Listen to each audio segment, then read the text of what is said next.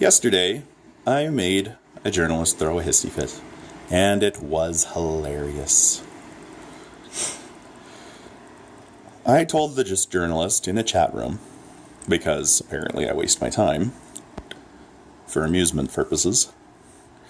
I told this journalist that the only people that you could blame for the rise of Donald Trump was the media.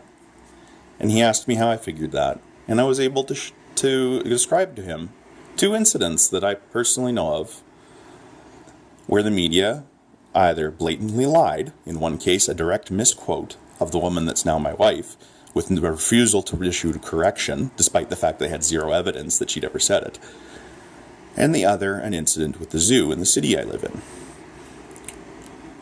Let's talk about zookeepers. They actually have a very hard job. It's not easy. And one of the things they have to do is deal with hundreds to over 1,000 locks every day. They have to go in and out of enclosures, and every enclosure has locks, multiple locks. So if a zookeeper makes a single mistake on one of these locks, bad things can happen. The fact that mistakes are so rare is a testament to the competence of zookeepers around the world. In the zoo near here, unfortunately, one lock out of the probably hundreds of thousands of locks that the zookeeper had dealt with in their career was left open. It was forgotten. It was an accident. It unfortunately happens.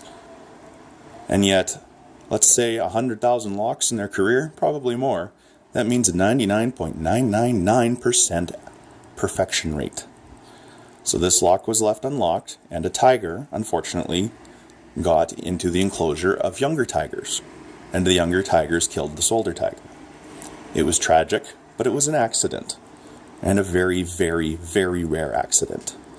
Now, if the media were fair and balanced, they would have stated all this. How a zookeeper has to deal with lock after lock after lock after lock, amongst many other jobs, taking care of many animals. That the fact that this happened is surprising, but an accident. That the zookeeper is competent and unfortunately made a mistake. Instead, the media treated this like it was some sort of major incident, like the zookeeper who did this was incompetent. Now, when I explained this story to this journalist in the chat room, his response was that the zookeeper was incompetent. Really?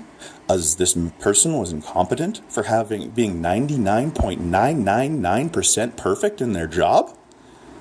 Are you even 99% perfect in your job?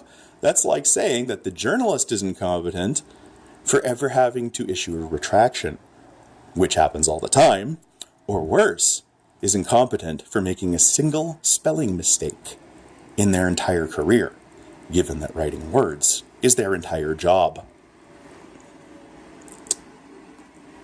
By saying that the man was incompetent, he proved my point.